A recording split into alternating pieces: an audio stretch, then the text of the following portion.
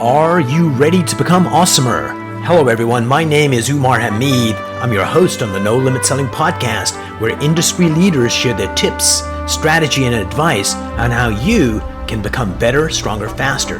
Just before we get started, I've got a question for you.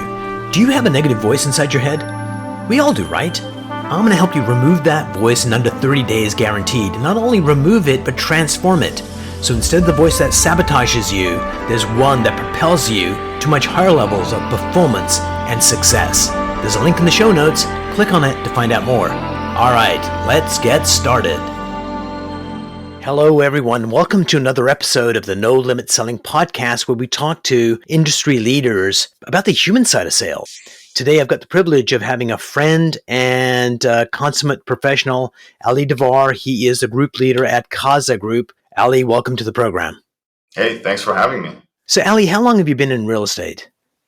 I've been in real estate since 2014. So that's a good long, 8 years. Absolutely. So tell me about the early years. Did you ever second guess yourself when you first came into the industry?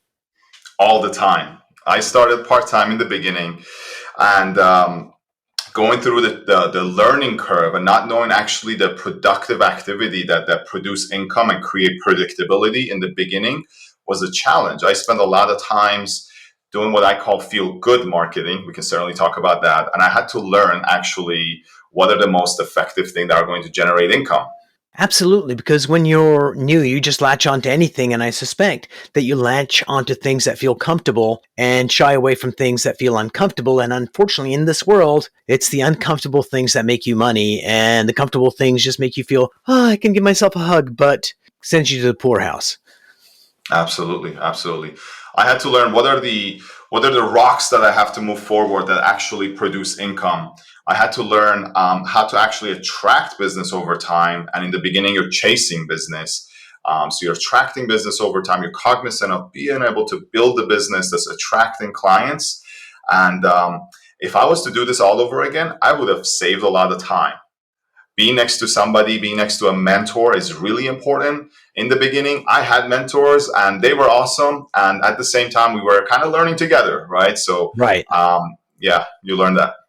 I came across this guy, his name's Kyle, and he's does something crazy like 500 transactions himself. Wow. And he was working part-time real estate, and so it forced him to hire admin staff right at the beginning because he couldn't do it without it. And that became his saving grace in terms of, all right, I'm going to let the other people do the stuff that's non-income generating. I'm just going to focus on what generates income. So he forced himself to go down that path out of necessity. Yeah, absolutely. You're forced to, I think pain is a good motivator sometimes. I had the fortune to actually, in 2017, a lot of the efforts that I had done were coming together. So that was a good year.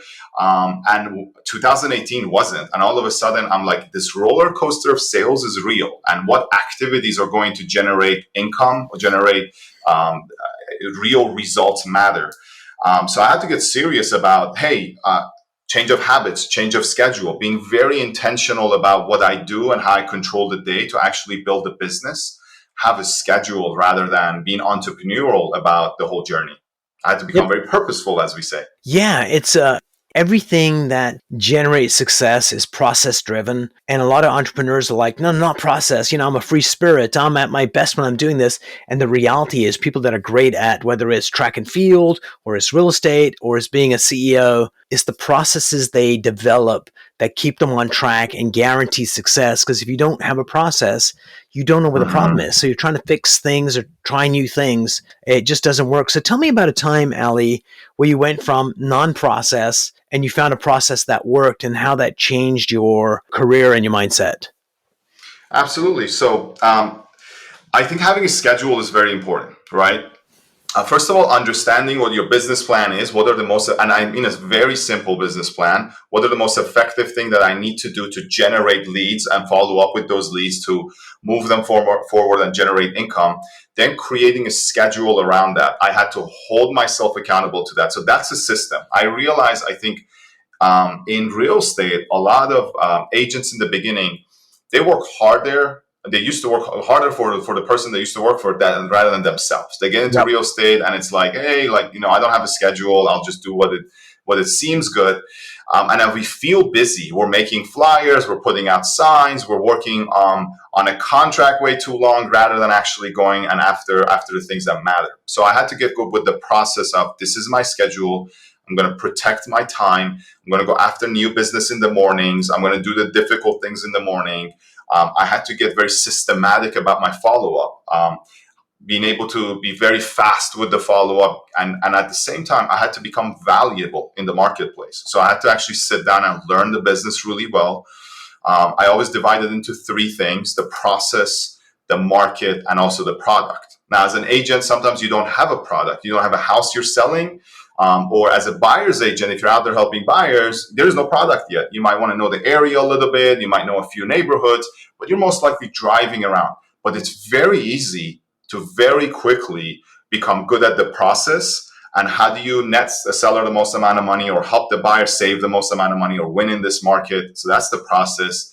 And you can get really good at the market by just studying that there's tools out there that teach you the market. So I had to get serious. I had to practice. I had to become really valuable in the marketplace. Absolutely. I heard this thing. I'm not sure how true it is, but I think the message is spot on. Someone was talking about Subway, the sandwich shop. There's like franchises all over the place. And the Mm-hmm. question was, who's more successful, farmers or MBAs? And the farmers Mm-hmm. kick the butts of the MBAs because the farmers are like, give me a process. I'm going to doggedly do it. And the Mm-hmm. MBAs are like, nah, there's a better way. Let me show you I know and they don't know. And so I think, dear listeners, if you're in real estate, find a great mentor, steal their process. In fact, they want to give you their process. And it's a lot like Mr. Miyagi, wax on, wax off. Sometimes it doesn't make Mm-hmm. sense why we're doing this. Don't worry about the sense. Just follow it, do it, get great at it. And if you do that, you'll be successful. If you try and reinvent the wheel, do that when you're a guru yourself, not before. Yeah, that's very valuable. You have to believe in the process. So we, in our company, we take on a lot of new agents, and I always think at the 6 month mark is when everybody thinks, is this really going to work out or not? I've been lucky to have a lot of mentors online, virtually, in person, and when you see somebody that was able to do it, you can say, hey, if they did it, why not me?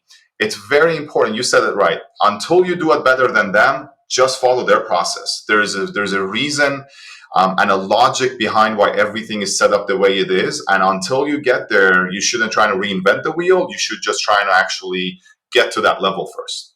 So today I was on the squash court, and unfortunately, or fortunately, I got my ass kicked 3 games to 0. But it was joyous. The guy I was playing with, we both know this one player who's pretty senior, and they call him the coach because he wants to coach everybody. And the guy I was playing with, Colin, today said, he's got such great knowledge, but he's so bad at communicating it that, Mm-hmm. 3 years ago, he was teaching me stuff that I just was not getting. And as I've progressed in my game, I started adopting what he was teaching, and it works fantastic. And I just didn't realize what he was talking about till now. So I think Mm-hmm. people in the industry have a lot of wisdom, and sometimes we don't have the capacity to understand why they do what they do. Mm-hmm. And what you need to do is to really, when there's a good fit with a person Mm-hmm. that's leading you, cares about you, respects you, and hopefully they're hard on you too, because it's not like they're your babysitters because they got a business to run. But if you find that connection and you feel that trust in the process, trust in them, and you will be successful. So, Ali, tell me about, don't name names, but tell me about somebody that came into, because why don't you tell us what you do now, that you coach a Mm-hmm. lot of realtors, and then I'll ask the question. Mm-hmm. So give us a Sure. snapshot of what's happening right now. So I'm the area director at Kaza Group, and what that means is I'm out there in production myself. I have my clients that I'm helping. My job is to win market share out there in the market, and at the same time, I have my agents that we hire. I mentor them. I coach them in the beginning. We have a process that we're teaching them. Right, everything that we do is put in a framework. So helping somebody understand the sequential steps to go from the very beginning, being able to build a database, really go from step one to step two, and then mentor and coach them throughout the way till they get to, let's say, 100,000 in production and Right. 250 and from there up, right? So my job is all of that. I'm helping my clients and my agents through that journey. Brilliant. So tell me about one of the agents that came into your team that you could tell like this person is going to be like fantastic, Hmm. and it never became reality. So don't name Hmm. names, but tell me that person, why you thought they'd be a rock star, and what got in the way and what sabotaged their efforts to actually be successful. And then we'll talk about Hmm. the flip side of that, somebody that came in Hmm. that you mentored and got them to just be rock stars. So let's take a look at the Hmm. negative case first. Think of Sure. a specific person Um, and just give them a random name, like yeah, Umar. No, absolutely. don't call them Umar. Yeah, the Umar that came into the group. So we love people, and especially as coaches, we believe in people and we want the best for people. So it's also easy to talk about what you're going to do, right? And when it comes down to doing it, there's a lot of times, all these great ideas are worthless unless you can execute them. Mm-hmm. Executing 10% of something is better than dreaming 1,000% of it. There's been a lot of scenarios I had to learn that, like, it's not really about what the person says, and it's not about how much energy I'm putting into them, but it's really about the results that we're able to achieve, the actions that we're able to take. So there's definitely people that have come in, they talk a big game, but when it comes to action, and I think a lot of times the cause is fear, right? Fear gets in the way of what Yep. we really want to do. And the fear sets in, and we don't want to go outside of the comfort zone where we actually grow, where that fear slowly becomes norm, and then you can keep going outside of your comfort zone. So there's been people that, when for a long time they're just constantly talking about it and not taking action, it becomes frustrating. Especially as coaches, we want the best for people. You Yes. have to pull back and make sure you're putting your time and energy in the right place. And I think for that person is really going back and looking at what is one thing I can do today that's going to make a difference. What is one action that's a little bit outside of my comfort zone? Um, I heard it said best is what am I going to do that I'm actually going to do? What is that Yes. one thing that I'm actually willing to do today? And go take that action. Because what's interesting is, I'm going to do this amazing thing after we finish this call. And there's Mm-hmm. something comforting about it. Like we can envision ourselves doing it and it kind of soothes us. And then when we get close to doing it, then fear comes up and then we don't actually execute. But that half an hour, 2 hour feeling before the event, we felt good about Mm-hmm. ourselves. And that's Yeah. like a drug. Mm-hmm. Then what we Mm-hmm. need is Mm-hmm. more wishful thinking to continue. And it's Mm-hmm. the coach's job to prepare people that this is a natural human instinct. Let's identify it, let's fight it, let's overcome it. Because on the other side of fear is something amazing. But it's just Mm-hmm. getting through that little 2 steps, getting through Mm-hmm. the fear. There's amazingness on the other side. So, Ali, tell me about somebody that came into your team that you thought, eh, they might do okay, and that they surprised you or they took Mm-hmm. your guidance and really took it to heart. So tell me about one of Mm-hmm. those stories, how you got somebody to basically go from average to being exceptional. Absolutely. There's a few examples of that I can think of, and every time it's about when you tell somebody go do 1, 2, 3, and they come back and they've done 4, 5, 6. Everybody has that fear. Everybody has the fear of, am I good enough? Can I really do this? Is this really going to work? And there are some individuals that they're able to just get it done, and they come back and they surprise you with what they've done. Oh yeah. So in the beginning, it's just about those sequential steps of, like, being able to do what matters today, to lay down those bricks. So there's been times where I'm like, I'm not sure if this person is really gonna make it, but one quality they have in common is, no matter what happens, no matter how they fail, they still show up, right? And that quality of being willing to show up tomorrow, no matter what, for more, is what gets you there, right? So I have agents that definitely have failed their way to success, and I think that's always the case. You have to fail in order to success, because we learn from those and we improve from those. And I have agents that really surprise me, and I'm proud of them. And it's been an amazing journey.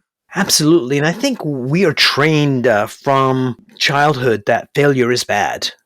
Mm-hmm. And even though somebody might say, well, failure is feedback, but the reality is people look at you in a different way. And sometimes it's your mindset determines how you see people looking at you. Mm-hmm. And but if we can train people that no matter whether you succeed or you fail, the first thing you need to do is to analyze what happened and stuff that went well, you need to go, oh, this is what led to success. And Mm-hmm. when it fails, this is what led to failure. And that's where your mentor comes in. That's where your coach comes in, Mm-hmm. is you can go back to the coach and say, I tried this thing, but this happened, not sure how to overcome it. And the coach is going to help you overcome that and give you some guidance. Then go out and try, because it's showing up is the most important thing. Because if you don't show up, nothing changes.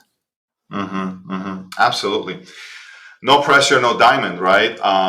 You can look at it two ways: that you failed or you learned something, and this is actually a blessing that now I can use and use it to move forward. Because we say failure is good, but as humans, we are biologically designed to care about what others think, right? Oh, yeah. We're social individuals, so we care about what people around us think. So it's a matter of rewiring that slowly, right? And no matter what, you're still going to care what people think to a certain extent. But more and more, you're able to reframe that, and you tell yourself, this is what I've learned from this failure. This is how I can use it. Literally, I failed my way to where I am today, right? Every change in habit came from, well, this is not working and I want something different. And when you're going, your goals are over here and your actions over here, you realize, hey, that they got to match, right? So I'd say it's just about being able to reframe that and remind yourself constantly, and you get better at it. It's really a skill that you get better at. So tell me about a time where you were crappy at it, in terms of you were failing and then it's like, oh, it's not working. And then who was your mentor at that time, and what advice did they give you that allowed you to kind of see things differently and all of a sudden overcome that? Yeah, I fail at it all the time, right? I can think of a good example right now, but I'll tell you, I'm always learning and I'm always looking at what can I improve in this process, whether it's as an agent, whether it's as a coach or helping my agents. But in 2017, right, when I went from like having a good year to all of a sudden not having a good year, I realized this motion when somebody did this for me, which was virtual, right? Nowadays, like you can find somebody you connect with, somebody that Omar, we connected online. I had met you actually through an event that you were teaching us online. Yep. But I came across you later on social media, right? Um, and before that, I had a lot of mentors that I would follow on YouTube, right? So in 2017, I realized this is the direction I'm going. Is not my goals are over here. I really care about these big goals. And one night I'm watching a Tom Ferry YouTube video, and Right. he's talking about, your goals are over here. Are your actions going to match them? And you care about which one is more important. Do I want this lifestyle or do I want these goals? That was a moment for me where I realized, okay, I really want this. These things are important to me. I'm willing to sacrifice what I have right now. I started waking up super early. I started changing my schedule. That led into a lot more mentors that I went deep in their world online. And it got me into the world of learning and having a mindset around learning and being introduced to people just like you. So habits in 2017 became super important. From the time I go to sleep to the time I wake up to your workout, because that energy translates into your work. If Oh, you don't absolutely. have, I heard Tony Robbins says that if you have the biggest goals in the world, but you don't have the energy to do them, you're never going to accomplish them. So I think it's about actually, your daily habits that create energy for you to carry on. And then also, Absolutely. I want to add, I had the privilege to kind of look further back and say, hey, where I want to go, I'm better off being next to somebody and being an apprentice for a period of my life where I can grow at a faster rate, right? So I was able to actually come to the company I'm at because surrounding myself with people that are ahead of me caused me to grow really fast and be where I am today. So those mentors around me today, like you and others at my company, make a huge difference. And I'm doing what I'm doing today way faster than somebody next to me did in 10 years. And I'm privileged for that. Brilliant. So, Ali, if there was a lesson you wanted to share with the viewers and the listeners, what's one lesson that you would teach people that would allow them to get better results like today? Yeah, I would say you're one Google search away from changing your life. Anything that's a problem, you can find it out there. It's online, it's on YouTube, it's in a book. So be open minded, read everything you can. And What you think you don't have the answer, but the answer is out there. Just be open to learning all the time. Brilliant. And is there one mind hack you could share with the viewers and listeners that you use that allows you to be happier or more productive or more successful? Yeah, I think physiology, right? Like being able to move your body. When I'm in the mornings making calls, when I'm going to make a call, like every day we have this anxiety around, can I do this, right? You're never going to feel like doing something until you start doing it. In middle of it, whether like I run a lot, I never feel like running. But when I go for a run and I finish, I never regret it. I never want to make my calls in the morning, but when I make them, I never regret it. And in the middle, I love it. I love the energy. So moving your body, actually, like I have a little trampoline in my office. I jump up and down on it in between my calls. Moving your body will create confidence and it will cause you to take actions rather than sitting and thinking about it. So I would say instead of thinking about it, move your body and just take quick actions throughout the day, not just work out once a day, but throughout the day. Move your body. Right now we're talking, I'm standing up because I know I perform better standing up than sitting. Absolutely. And I think in my world, I call it physiology trumps psychology. The I like fastest way to change how you're thinking is change your body posture. So brilliant. Ali, thank you so much for being on the program. This was super valuable. I took a bunch of notes and Awesome. Thanks so much for being on the show. Thank you, Umar. Appreciate you.